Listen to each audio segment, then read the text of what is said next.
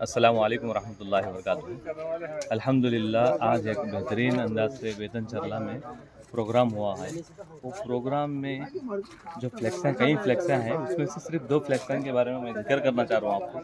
देखो, अल्लाह सुब्हानहू व तआला ऐसे ही पैदा करके हम लोगों को छोड़ दिया नहीं। अल्लाह सुब्हानहू व तआला कुरान में कहता है, सूरह बकरा में दूसरा सूरह में अल्लाह सुब्हानहू व तआला कहता है, मैं आपको ज़मीन भिगाकर यानी आसमान से बारिश नादिल कर ज़मीन में पौधे उगाकर आपके लिए रिज़्क़ दिया हूँ।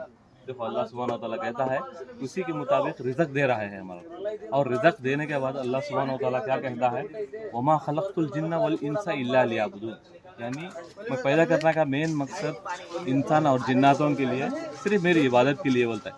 और वो इबादत हमें क्या समझ रहे हैं, सिर्फ नमाज़ पढ़ने वाले इबादत समझ रहे हैं। ये जो नमाज़ पढ़ रहे हैं तो यही इबादत समझ रहे हैं।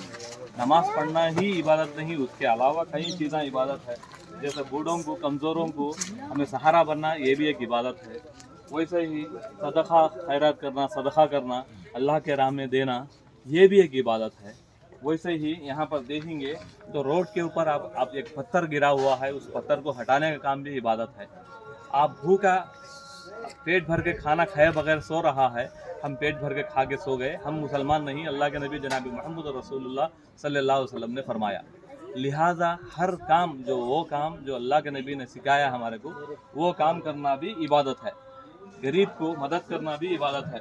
गरीब आदमी को मदद करना, सदका करना, खैरात देना, ये भी इबादत में शुमार होता है। लिहाजा हम तमाम को चाहिए, मैं ज़्यादा लंबी चौड़ी बात बोले बगैर सिर्फ ये 2 फ्लेक्सन के बारे में आप लोगों को बताना था मुझे।